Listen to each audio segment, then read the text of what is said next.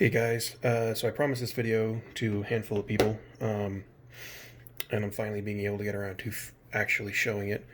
Um, so today what I'm going to cover is, a lot of people know that Citadel cut their glaze line, that they no longer make it. So if you have your glazes, you've been kind of hoarding them and not wanting to use them. And I think I found a really good substitute slash solution that's been under our noses that GW actually released with Citadel that really hasn't been explored. And I'm going to cover that in this video today. And I'm going to kind of show you what I'm talking about, what I mean. And it's not contrast. So to kind of give you guys who may be going, oh, is he going to pull out some contrast paints? It's not. It's not contrast. So, you know, the old Citadel glazes, I have one of each. I have all three still. My blue is almost out though, that Gilliman blue. So what I found is, with some heavy experimentation, that the Citadel Air clears actually do a really, really good job at kind of being able to mimic the glazes. Yeah, yes, these are designed to go in an airbrush, but I took that risk to see if I can make it work as a glaze. So these are the only two colors I have right now. I've tried with some others from other people, but I don't own the other ones. But what I found is they still do work. And I'm going to show you a short video here on how this actually is going to work. So I'm going to bring this one. I kind of did a little bit of a pre-demo here. So there's different stages that you can do. So this red and this blue here, I put in here. These are the actual bloodletter glaze and the Gilliman blue glaze, these two right here. This orangey one and then this blue and this orange are in fact Pyroclast orange and Calth blue clear from the Citadel line.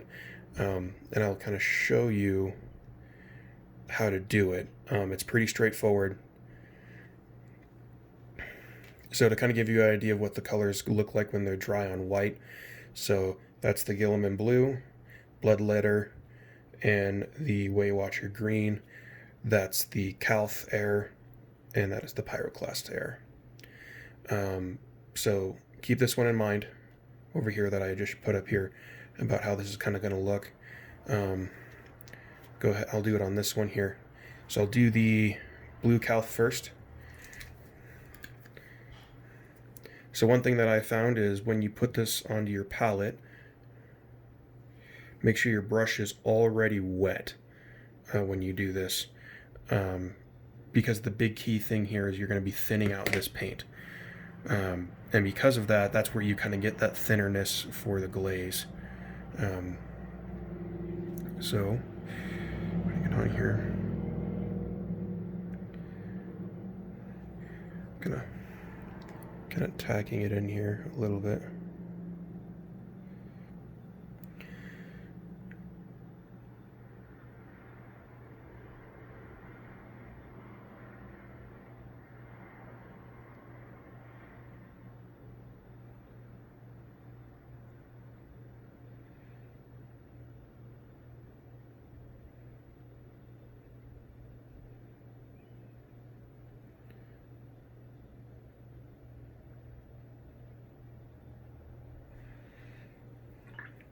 So one thing that I found is, the wetter, so the more percentage-wise water to clear you do, the more of a translucent look it'll be when you finish it off. So the more water you add, or medium you add, you will get that cleaner, brighter stage there. Sorry, the shine from the light is making it a little more reflective than it should be. But one thing that I was a little bit experimenting with, and I haven't completely found this out in total, is almost a 75% water and a 25% air is that one there. You really can't tell in this one. I'll add some stills to the paper trail one version of this I'm going to write for you guys. That it's really recessing into those corners like the old glazes were supposed to do when you watered them down even more. So the 75%, 25% for the blue really gives you that corner locking that it used to do with the glazes. So I'm going to move over to the orange here in a second once I clean up my brush. Using these airs, one thing that I've learned is if your brush is not clean, the particles will mix. And I actually had to redo some spots because I had a bluish orange texture color hybridizing. It didn't look very good for what I wanted. So once again, we're going to kind of have our wet brush up here, layer it out, add some water to it, and I'm going to do up here.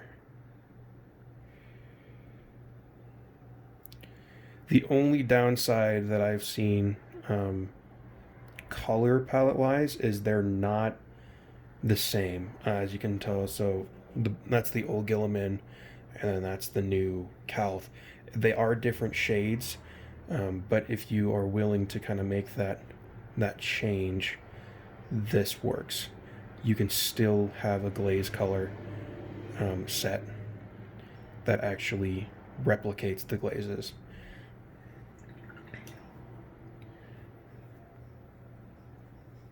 So that's the glaze part of this video. One other thing I want to cover is that I've kind of noticed with these two as well, that when you have them thicker, when they're not colored down and you don't have them in the airbrush, if you're an airbrush user, it almost gives off a, and this one actually helps if you have a slightly drier brush. I'm going to switch brushes. Give me 1 second. You can almost get a matte colored gemstone effect. So those gemstone technicals that Citadel dropped a while back, you can kind of replicate that a little bit, not as well, but it's a possibility if you want more of a gemstone color. Brush is just too wet, and some of the orange actually really doesn't work too well with it. The blue works a little bit better that I've noticed so far. Kind of putting this over there. I'll show that here in a second when that dries, but I'll show the blue as well. And like I said, I think the blue looks a lot better for this process, and I haven't tested it with all of the airs for this one. This is a more recent discovery for the air paints that Citadel dropped. Is you can really kind of get more of a matte colored blue, or a shinier. You can also get it shinier depending on what kind of undertone you're using. So I'm gonna let those sit and dry for a second.